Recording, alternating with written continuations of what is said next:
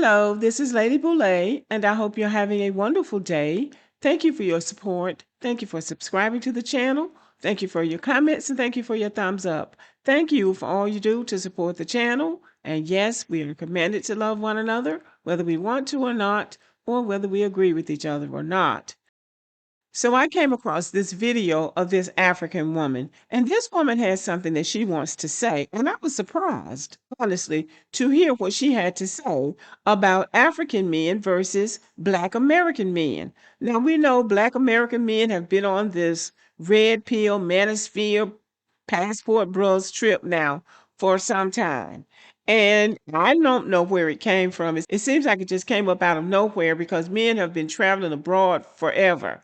Black men have been going different places, having different adventures. But when I came on social media in 2017, oh, the manosphere, oh man, they had it going. And they were just against women, and you got to go 50-50. And then that's when that Kevin Samuels person came on the scene. And it seemed like it was all about humiliating Black women, policing women, and shaming women for who knows what. Well, I was highly offended by it, and I mention it as often as I can because I still can't get over it because I don't know where it comes from. But anyway, this African woman had something she wanted to say about it that shed at least some light. So I'm going to let y'all hear what she has to say about it.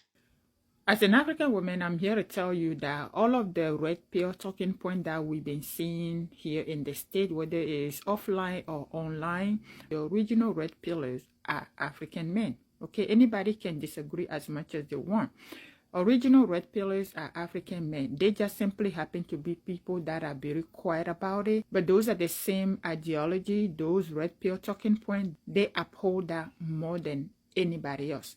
I've said this before in one of my videos that I actually give credit to Black American men because I've seen them right here on TikTok coming out and being part of conversations and debate, trying to hear the other side, meaning the women. Now, she is right about that because I have noticed that too. Because I think that Black American men, the main body of Black American men, were caught off guard by this red pill talk too. And nobody quite knew how to deal with these guys because they get in this little podcast and get in a little room and start attacking women. And I mean, people, it's like it came out of nowhere. But now, especially with this younger generation of Black American men, they're taking these guys on. And the more you push back on them, the more they shrink. The more they try to say, I used to be in red pill, or I used to be in the manosphere, because they're getting pushback. They are getting pushback from Black American men. So I agree with her on that, and I applaud those men. And I have mentioned that before because they still would like to do that, but they only can do it if they feel like they've got everybody's support. And all Black men don't agree with that bullshit. But anyway, let's listen to what she has to say.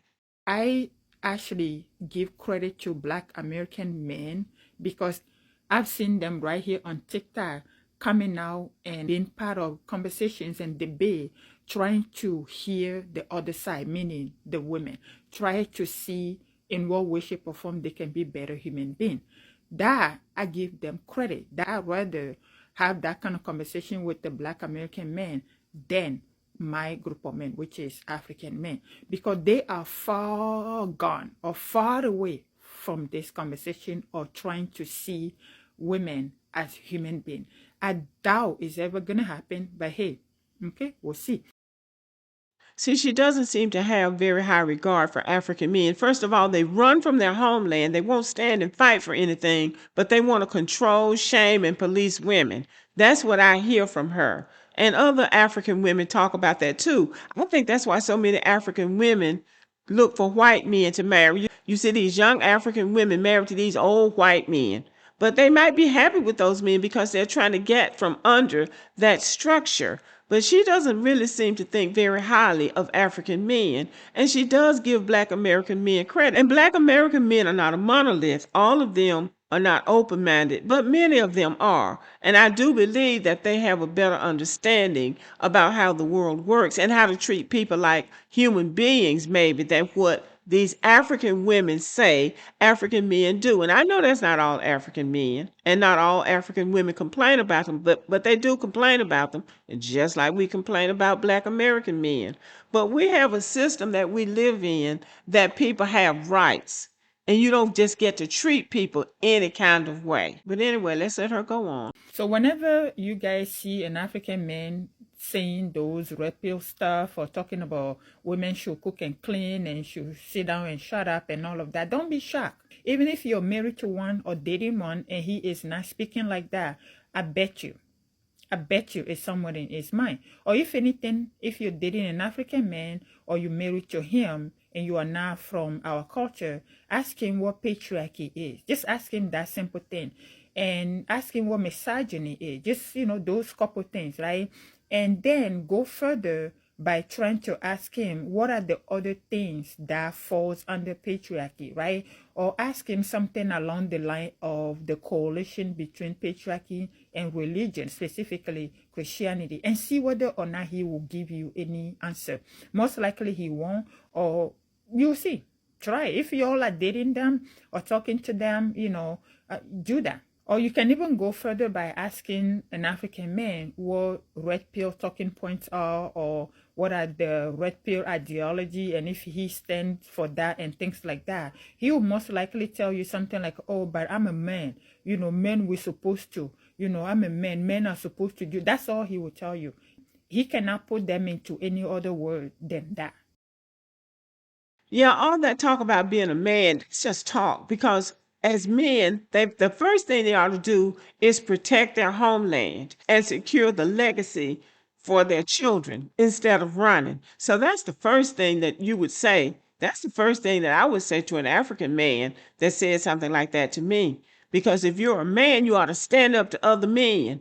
It's not just about trying to boss women around. If you're a man, you ought to stand up to other men. Take care of your homeland. Secure your homeland. Even right here on TikTok, we've seen men, Black American men, right? Not every single one of them, but Black American men having the big conversation about being better human being, being better provider, being a better listener, work on the emotional intelligence and so forth. That's something that is very rare in our community, let alone right here on TikTok. You see them here on TikTok, they will even be talking about, prayer and church and, women should cook and clean, women shouldn't have tattoo, and all of those stuff. But you never see them say, you know what, our group of women are calling us on something, let's have a conversation. No, you won't. Yeah, that's why I tell African women, cast yourself out of that community. Just cast yourself out. There are plenty other communities that you're going to find that will respect you and value you or see you as a human being than my group. Yeah. Okay, so it sounds like she likes Black American men. And she is right because there are some Black male content creators that I follow. And I do like their narrative. I like the way they think. And I like the way they challenge these red pillars and these manosphere types. I do like the way they do that because at the bottom line, as Black American people, we have bigger fish to fry than trying to control each other. You don't get to tell a woman who she's supposed to be or how she's supposed to live. If you don't like that woman, move on to somebody you like. And just as a side note, I've noticed that Ethiopian men have come on different platforms talking about how superior they are and how ancient their civilization is and how much better they look than everybody else. And nobody really thinks that but them. And a lot of that has to do with the fact that those Ethiopian women like Black American men. See, women do like the fact that Black American men, even though people say we're on the bottom, but they take a stand. They stay here. And one thing about Black Americans, we are high profile. We don't just talk the talk, we walk the walk. Black men are the top athletes in the country. They're the top entertainers. We have our HBCU culture. We have our own culture. We stand out, even in this country where we are in a minority. So those women like that about Black American men. They're not running to other parts of the world looking for a better life. Some of them might be going, but overwhelmingly they're not. They're staying here and they take a stand. They stand up for themselves. And white people going over into those African countries and spitting on them and talking about them and beating them up, like this white man from Britain over in Kenya, he blew snot on a Kenyan man in Kenya. And that guy didn't do anything. If he had done that to a Black American man, he would have found himself in the emergency room somewhere. Even if they had to go to jail, they would have whooped his ass. That's just the way it works. So I think that women do like men who will take a stand. Now these red pillars are cowards, they're punks. But Black American men as a whole are not going to just take anything. Okay, y'all, let me know what you think about the video. Have a good evening.